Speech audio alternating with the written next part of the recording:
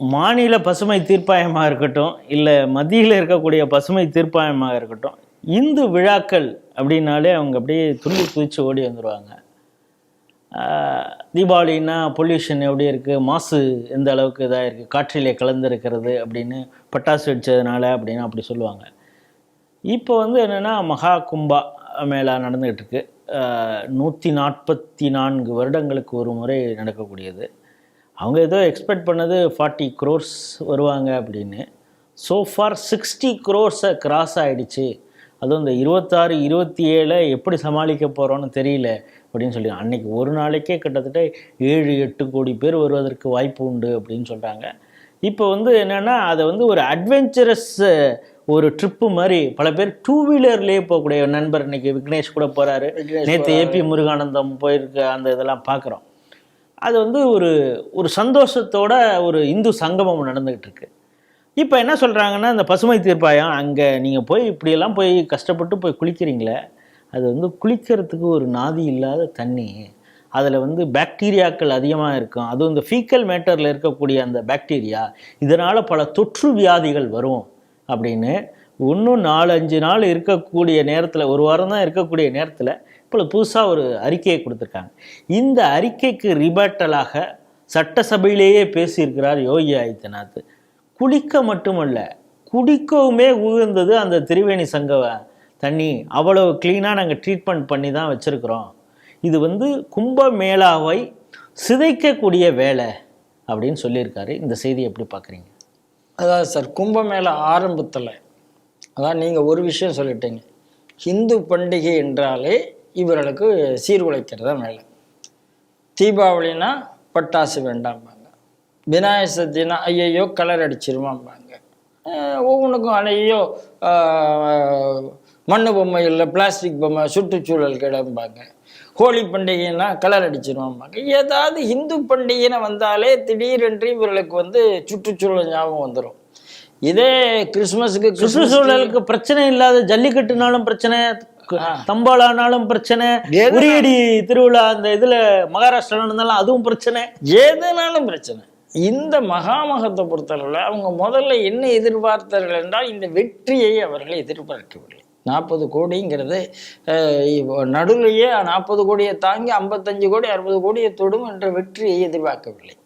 அங்கே போறவங்கெல்லாம் ஒரே வார்த்தை சொல்றாங்க. அதாவது ஹிந்து எதிர்ப்பு ஊடகங்கள், ஒரு முக்கியமான ஊடகம் சொல்லுகிறது, அங்கே இருக்கிற அந்த ஆரத்தியை பார்த்தா போதும், நீங்கள் ஹிந்துத்துவாவை யாருக்கும் சொல்லி கொடுக்க வேண்டாம், அவன் உள்ளுக்குள்ள ஹிந்துத்துவா தானா ஏறினும்னு பதறான். நான் என்ன பண்ணுறது? சமீபத்தில் பார்த்தோம், நம்ம அபிஷேக் மனு சிங்வி, இவர் தான் ராமர் கற்பனை கதாபாத்திரம் அவிடவிட் தாக்கல் போய் அயோத்தியாவில் போய் கொஞ்சம் கூட கவலையப்படாமல் நிற்கிறாரு. அதுதாங்க பிரச்சனை. இப்போ என்ன பிரச்சனைன்னா, நாம தான் சொன்னோமே, அழைப்பு யோகி ஆதித்யநாத் அழைப்பு கொடுத்தா துர்காமா போயிடுவாங்க. ஏதோ காரணத்துக்காக இன்னும் போகாமல் இருக்கிறார்கள், அவ்வளோதான். அழைப்பு வரணும்னு எதிர்பார்க்கலாம், எனக்கு தெரியலை. ஆனால் ஒரு விஷயம் என்னென்னா, இவர்களை எதை எதிர்பார்க்க வேண்டியதுனா, முதல்ல ஆரம்பித்த ஒரு 2 வாரம் 3 வாரம் இந்த இண்டி கூட்டணியை சேர்ந்த யாரும் அந்த பக்கம் போகவே இல்லை. முதல்ல ஆரம்பித்து வச்சது நம்ம டிகே சிவகுமார் தான். அதை நான் அவர் பாராட்டியே ஆகணும். அதுவும் கார்கே அதை கேவலப்படுத்தும் போது அடுத்த நாளே அவர் போனார், கிளம்பி போனார். டிகே சிவகுமார் போன உடனே காங்கிரஸ்காரங்க வரிசையாக போக ஆரம்பித்தாங்க. இப்போ வெஸ்ட் பெங்கால்லேருந்து மற்ற கட்சிக்காரங்க வர ஆரம்பித்தாங்க. இப்போ எல்லா கட்சிக்காரர்களும் அங்கே வர ஆரம்பித்த உடனே இவர்களுக்கு பயம் வந்து விட்டது. அதுதான் காரணம், வேற ஒன்றுமே கிடையாது. பயம் வந்தாச்சு. எந்த அளவுக்கு பயம் வந்தாச்சுன்னா, 2 நாளைக்கு முன்னாலங்க அகிலேஷ் யாதவ் கும்பமேளாவை நீட்டிக்க வேண்டும்னு ஸ்டேட்மெண்ட் கொடுக்குறாரு. இதே அகிலேஷ் யாதவ் அதில் குளிச்சா பாவம் போயிடுமான்னு கேட்டார்.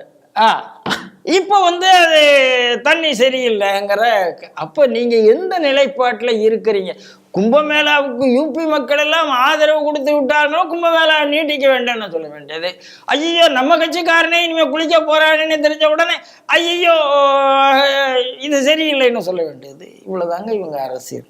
ஆனால் யோகி மூஞ்சில் அடித்த மாதிரி சொல்லியிருக்கிறார். நான் என்ன சொல்கிறேன், எல்லாரும் சார் ஒரே ஒரு விஷயம் சார், போயிட்டு வராரு, அவருக்கு வந்து ஒரு இருமல் வருது, சளி வருது, ஜலதோஷம் வருது, ஏதோ ஒரு ஃபீவர் வருது, சார் இது ரொம்ப சகஜம்.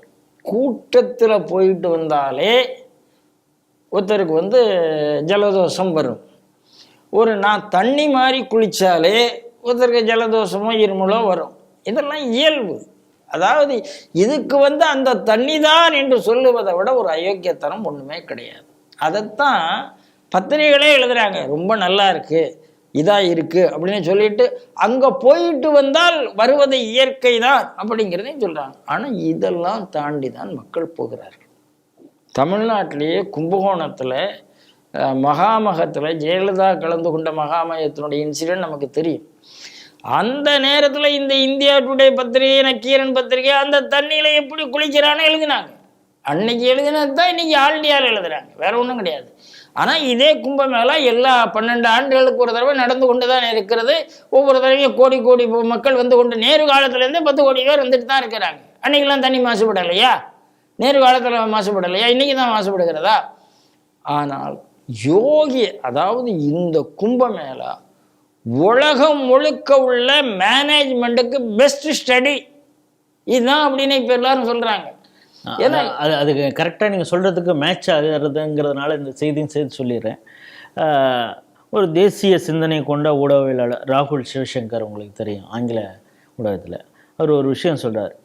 CAIT கேட் எஸ்டிமேட் பண்ணியிருக்குதான், மகா கும்பத்தில் 2025 மூலமாக in access the UP government generated 3 lakh crores. அப்புறம் மோர் தேன் 60 crore டிவோட்டிஸ் இது வரைக்கும் விசிட் பண்ணியிருக்காங்க அப்படின்னு. இதில் வந்து எஸ்டிமேட் பண்ணது 40 கோடி, ஆனால் 60 கோடி வந்துட்டாங்க. அதை விட அவர் என்ன சொல்கிறாருன்னா,